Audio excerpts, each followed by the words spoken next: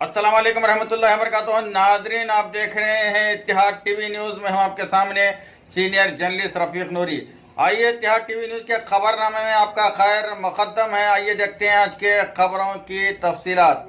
नाजरीन, अगर आपने अभी तक इत्तेहाद टीवी न्यूज को सब्सक्राइब नहीं किया है तो बराह करम सब्सक्राइब करें, शेयर करें। लंचा को बोले आप तमिलनाडु होते तुम, हमारे को तुर्कुलू लंचा को बोलते तुम।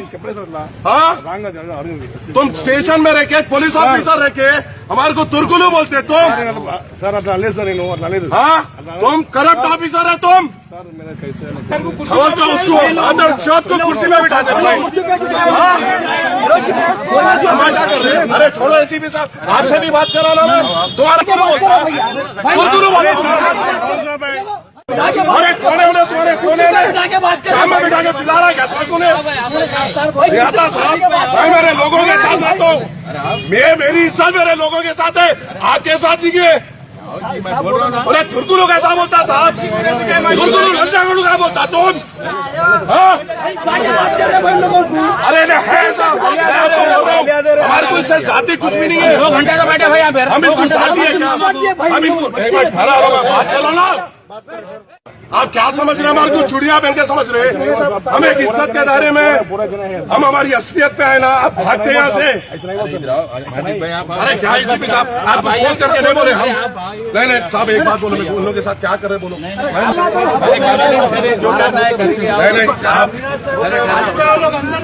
तो एक ही चीज है साहब, आप तुर्कुलू कैसा बोलते हैं हमारे को? अरे नहीं बोलते वैसा, कैसा बोलते? अरे क्या बच्चे छत पर आके बोलते हैं? इतने जने बोल रहे हैं नहीं है आपको। इलीगल गैस भरते हैं वहाँ पे, आप लोग एक्शन नहीं लेते। उन लोग सुनो आप, मैं बोलता हूँ आपको, इससे पहले ही बोला श्रीनिवास साहब की ब्लेसिंग है उन लोगों के ऊपर, ब्लेसिंग है उनकी। उन लोग करप्ट ऑफिसर है, मैं बोल रहा हूँ आपको।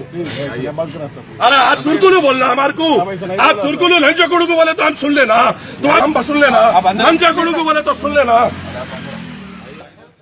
को सस्पेंड करो,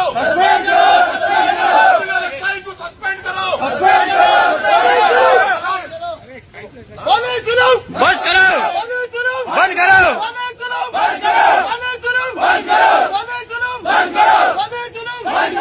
हम कंप्लेंट देने आए तो चुड़कुलू बोले, लंजा चुड़कू बोले, और सरकार साहब अभी झुड़की दिए। कैसा देते?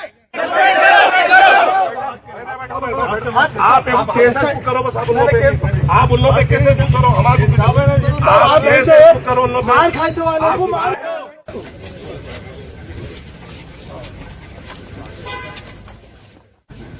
अगर पहले सब बात करके निकले, उनका जबान दिया और जबान पे रहेंगे तो गोला बंद कर देंगे। उनका केस करते हुए नहीं वो तो एमएलए साहब जब है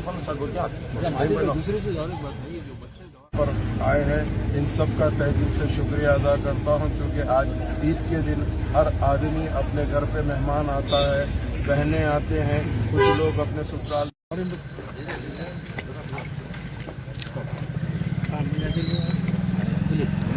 आज सैयदनगर में शाम में एक अननेसेसरी एक झगड़ा हुआ। वो झगड़े का मेन ये था कि एक माँ 10 से 12 जने मिलकर जो मस्जिद से बाहर निकल रहे हैं वो मुसल्लियों को गैर जरूरी मारे। इंक्वायरी करने पे पता चला कि दोपहर में उनका किसी से झगड़ा हुआ था, उसका रिवेंज लेने के लिए आए। जबकि वो लोग नहीं मिले तो पलट के दूसरे आम जनता को मारना पब्लिक को शुरू करें। उसके लिए यहाँ पर आज जितने भी सैयदनगर के लोग, अहमदनगर के लोग बंजारा हिल पुलिस स्टेशन को आए। फार्मर मेयर मोहम्मद माजिद हुसैन साहब ने आकर एसीपी सर्कल सबसे बातचीत किया। उसके बाद मैं खुद भी आया।